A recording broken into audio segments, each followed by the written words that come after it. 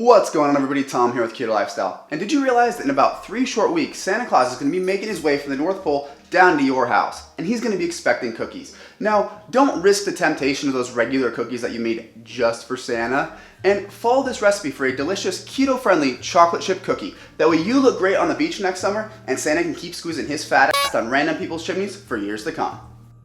And now, let's do it. Since you have chosen to contribute to Santa's health this season, let's start by preheating our oven to 350 degrees. Now the base of our cookie is going to be 1.5 cups of coconut flour. So go ahead and add that to a small mixing bowl. To that mixing bowl, we're also going to add 2 teaspoons of xanthan gum. This is just to incorporate some air into the dough and allow it to rise properly. In order to keep them from crumbling and make them a bit chewy, we're going to add 1 tablespoon plus 1 teaspoon of beef gelatin. Now that's 4 teaspoons if you don't want to bust out the tablespoon. Next up, we're going to add half a teaspoon of salt. Now I'm going to go ahead and mix this together and make sure I break up all the clumps of coconut flour. That's the one thing I don't like about coconut flour, is it tends to clump. To that, we're going to add half a cup of monk fruit. Now the monk fruit sweetener that I'm using is a mix of monk fruit and erythritol, but straight monk fruit will work too. Now go ahead and set aside your dry ingredients and get a large mixing bowl to make the wet ingredients. First up is going to be 1 cup of softened butter.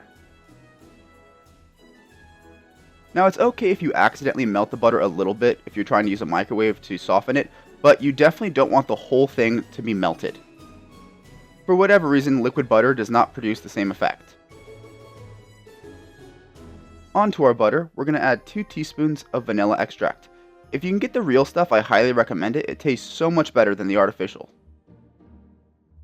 Now let's go ahead and cream our butter with that vanilla extract. You want to keep mixing till it's smooth and kind of a pasty consistency.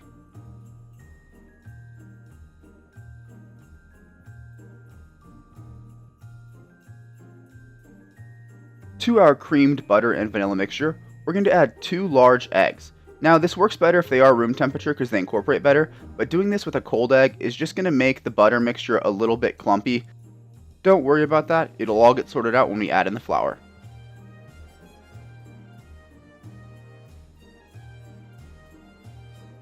Now the last thing going into our liquid ingredients may strike you by surprise, and that would be a teaspoon of baking soda combined with 1 tablespoon of water. This was a trick I picked up on the Food Network a while ago, and it seems to help the baking soda distribute more evenly. So just take a little cup, go ahead and stir that together till it's well incorporated, and then pour it directly into the liquid ingredients.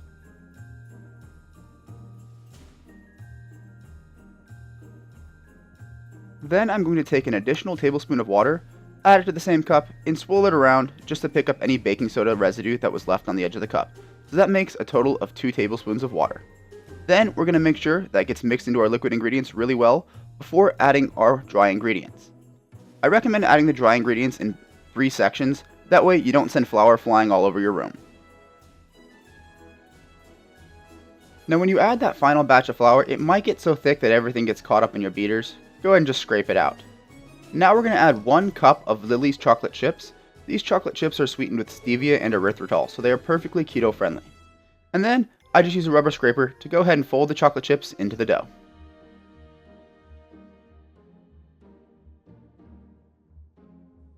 Now for a standard cookie size, I like to use about 2 tablespoons of the dough, so I'll just collect it in my hand and then go ahead and form a flat patty. Now that's the one thing with this dough, is it will not flatten out like regular cookies, so you cannot make a ball. You have to press them into roughly the shape that you want them to be.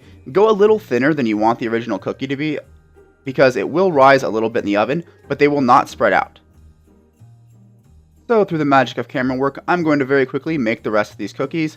That should make about 16 to 18 total. Now we're going to stick them into our oven that has already reached its proper temperature and bake them for around 11 minutes. If you want them to be a little bit gooey, go ahead and go about 10 minutes. If you want them to be a little drier, go ahead for about 12.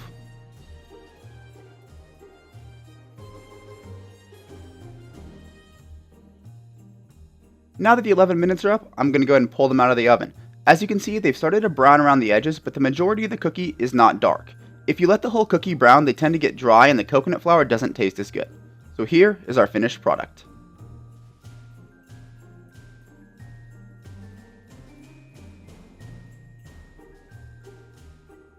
And now that you guys have seen the recipe and learned how to make them, it's time for the taste test as always. So I got a whole tray of them here. I'm gonna grab this guy right off the top. Now first thing I wanna show you guys is they hold together well. They don't crumble like most other keto cookies do. They actually have some break to them, which is probably my favorite part. Even with the texture, is fantastic. So let's taste it.